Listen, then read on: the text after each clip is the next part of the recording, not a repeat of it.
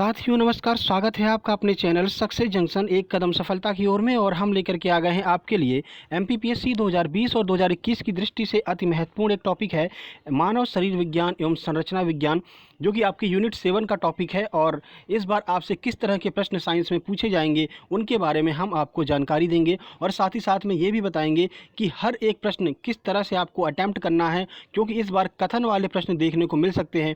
जैसा कि अभी आईबी का एग्ज़ाम हुआ है तो बहुत सारे प्रश्न कथन वाले प्रश्न देखने को मिले थे। वो कथन वाले प्रश्न ऐसे होते हैं कि पहला और दूसरा सही है, दूसरा तीसरा सही है। तो इसके लिए आपको हर एक प्रश्न के बारे में डिटेल में जानकारी होनी चाहिए, ठीक है। तो आइए बताते हैं आपको किस तरह के प्रश्न आपकी परीक्षा में पूछे जाएंगे। और ये आपका ऑब्जेक्टिव नंबर 9 है। इससे पहले हम साइंस का जो है 8 ऑब्जेक्टिव ऑलरेडी अपलोड कर चुके हैं। अगर आपने वीडियो नहीं देखी है तो चैनल की प्लेलिस्ट में जाकर के वो वीडियो जरूर देखिएगा, ठीक है। उससे आपका रिवीजन अच्छा हो जाएगा और हर एक प्रश्न के बारे में आपको डिटेल में जानकारी प्राप्त हो जाएगी। चलिए प्रश्न नंबर 81 की ओर चलते हैं। देखिए प्रश्न नंबर 81 है, अत्यधिक व्यायाम के दौरान हमारे पैरों में ऐंठन हो जाती है, किस एसिड के जमाव की वजह से ऐसा होता है। यानी कि कुल मिलाकर आपसे ये पूछा जा रहा है, अगर आप काफ़ी देर तक खड़े रहते हैं या फिर बहुत व्यायाम करते हैं तो आपके पैरों में दर्द होने लगता है और आपको ऐसा लगता है कि कुछ हमारे मांसपेशियों में जम गया है, तो वो किस चीज़ का जमाव होता है, यही आपसे पूछा जा रहा है। ऑप्शन ए है एसिटिक एसिड, ऑप्शन बी है लैक्टिक एसिड, ऑप्शन सी है सिट्रिक एसिड और ऑप्शन डी है सल्फ्यूरिक एसिड। तो कौन सा ऐसा एसिड है जो हमारे पैरों में जम जाता है? आइए आंसर देखते हैं, फिर आपको पूरी जानकारी देते हैं। सही आंसर है बी, यानी कि लैक्टिक एसिड का जमाव हो जाता है हमारे पैरों में। तो देखिए जब हम देर तक खड़े रहते हैं या अत्यधिक व्यायाम करते हैं तो हमारे पैरों में लैक्टिक एसिड की जमाव की वजह से ऐंठन या फिर दर्द महसूस होने लगता है।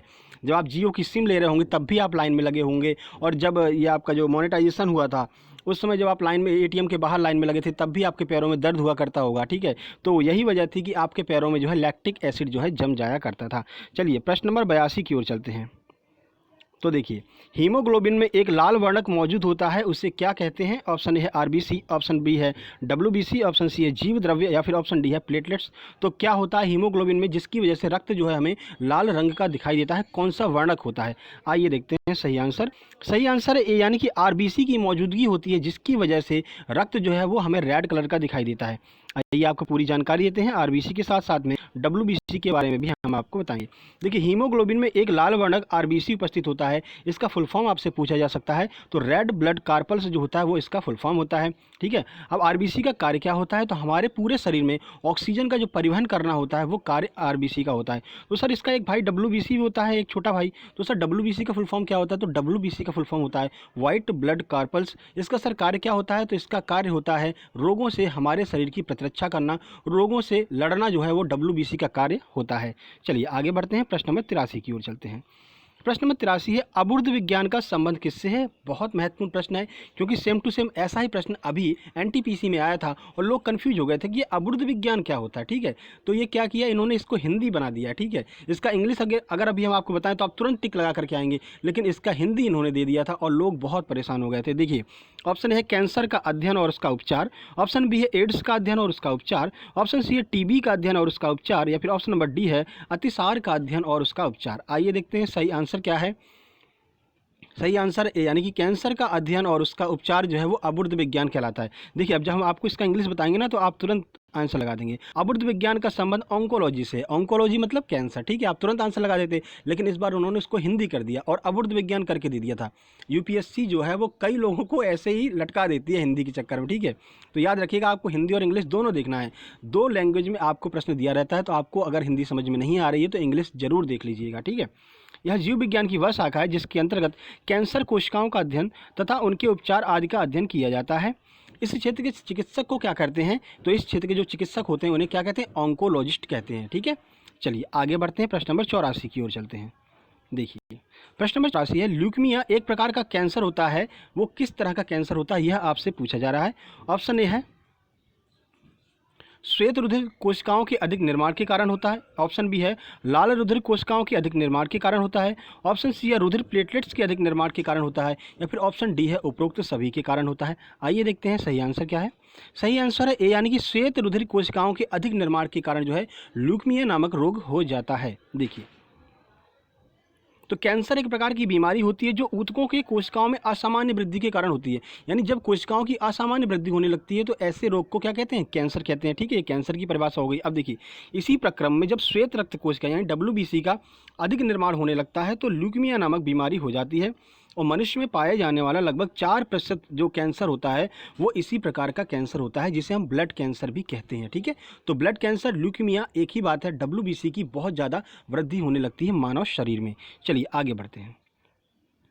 अगला प्रश्न नंबर 85 आपके सामने आ रहा है। अगर हमारी दी हुई जानकारी अगर आपको पसंद आ रही हो तो वीडियो को लाइक जरूर करते चलिएगा भाई। हाँ, देखिए, किसी तत्व की उच्च मात्रा के कारण स्वास्थ्य के लिए चॉकलेट हानिकारक होती है। ऐसा कौन सा तत्व चॉकलेट में उपस्थित होता है जिसकी वजह से चॉकलेट जो है मानव शरीर के लिए हानिकारक होती है? कौन सा तत्व है? ऑप्शन ए है कोबाल्ट, ऑप्शन बी है निकिल, ऑप्शन सी है जिंक या फिर ऑप्शन नंबर डी है लेड। आइए इसका आंसर देखते हैं।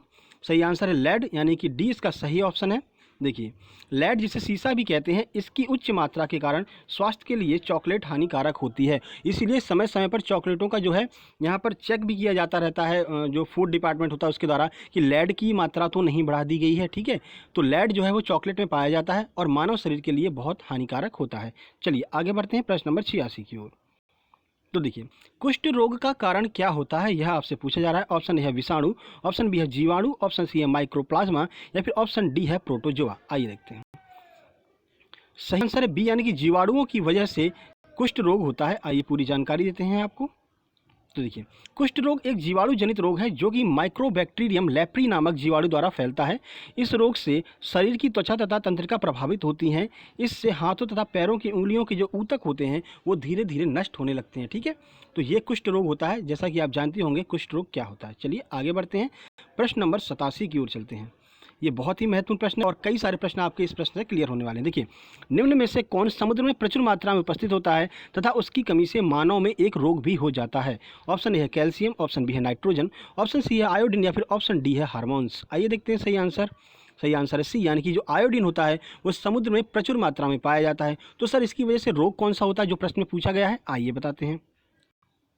देखिए, समुद्र जल में आयोडीन प्रचुर मात्रा में पाया जाता है। आयोडीन की कमी से मानवों में घेंघा नामक रोग हो जाता है। ठीक है, जो घेंघा जिसे गलगंड भी कहते हैं, तो आप कभी कभी देखेंगे किसी का गला सूजा हुआ होता है तो वो घेंघा रोग से प्रभावित होता है और आयोडीन की कमी से घेंघा रोग होता है। ठीक है, अब देखिए, जो मछुआरे होते हैं, जो समुद्री मछली को खाते हैं, उनमें कभी भी आपको घेंघा रोग देखने को नहीं मिलता है। इसका रीज़न क्या है, आपसे पूछा जा सकता है कि क्या वजह है समुद्री मछुआरों को कभी घेंघा रोग नहीं होता है। फिर आपको ऑप्शन दे देंगे कि जो आयोडीन की मात्रा समुद्री जल में अधिक होती है। ठीक है, समुद्री जल की मछलियों में आयोडीन अधिक पाया जाता है, या फिर जो वहाँ की जलकुंभी होती है उसमें अधिक आयोडीन पाया जाता है। उपरोक्त सभी इस तरह के कथन वाले प्रश्न आपकी परीक्षा में पूछे जा सकते हैं। ठीक है, चलिए आगे बढ़ते हैं, प्रश्न नंबर 88 की ओर चलते हैं। प्रश्न नंबर 88, कौन सा टीका है जो क्षय रोग के लिए लगाया जाता है? अब इसी एक प्रश्न में आपको जो क्षय है, जिसे टीबी भी कहते हैं, इसके सारे नामों के बारे में जानकारी आपको मिल जाएगी। ऑप्शन ए है सॉल्क, ऑप्शन बी है MMR, ऑप्शन सी है BCG या फिर ऑप्शन डी है रुबेला। कौन सा टीका लगाया जाता है टीबी या फिर क्षय रोग के लिए? आइए देखते हैं। सही आंसर है सी, यानी कि BCG का टीका जो है लगाया जाता है। अब देखिए, BCG का टीका मुख्यतः टीबी के रोकथाम के लिए लगाया जाता है। जिन देशों में यक्ष्मा रोग होता है उन देशों के शिशुओं को BCG का टीका जन्म के जितनी जल्दी हो सके उतनी जल्दी लगा देना चाहिए। तो यहाँ पर आपको टीबी के 3 नाम देखने को मिल गए, एक तो क्षय रोग, दूसरा टीबी और तीसरा यक्ष्मा। इन तीनों नामों से आपसे प्रश्न बन सकता है, तो तीनों नामों को आपके अपने दिमाग में रखना है। चलिए आगे बढ़ा देते हैं। इन तीनों का मतलब ही होता है टीबी। देखिए, प्रश्न नंबर 89, मानव रक्त का पीएच मान कितना होता है? आपको पता है कई बार आपसे प्रश्न पूछा भी गया है और एनटीपीसी में तो 7 से 8 बार यह प्रश्न आया। ठीक है, और एमपीपीएससी का भी ये फेवरेट प्रश्न है। ऑप्शन ए है 7, ऑप्शन बी है 7.2, ऑप्शन सी है 7.5, ऑप्शन डी है 7.8। आइए आंसर देखते हैं। सही आंसर है सी, यानी कि 7.5 जो है वो रक्त का पीएच मान होता है। तो सर ये पीएच का मतलब क्या होता है, फुल फॉर्म क्या होता है पीएच का, आइए बता देते हैं। पीएच का अर्थ है पावर ऑफ हाइड्रोजन। ठीक है, इसके द्वारा अम्ल और क्षार की पहचान की जाती है और मानव रक्त का पीएच जो है 7.4 होता है, जो कि नहीं दिया है यहाँ पर। 7.5 हम लगाएंगे, इसके आसपास जो है दिया रहता है। ठीक है, चलिए आगे बढ़ते हैं, प्रश्न नंबर 90 की ओर चलते हैं, जो कि आखिरी प्रश्न है।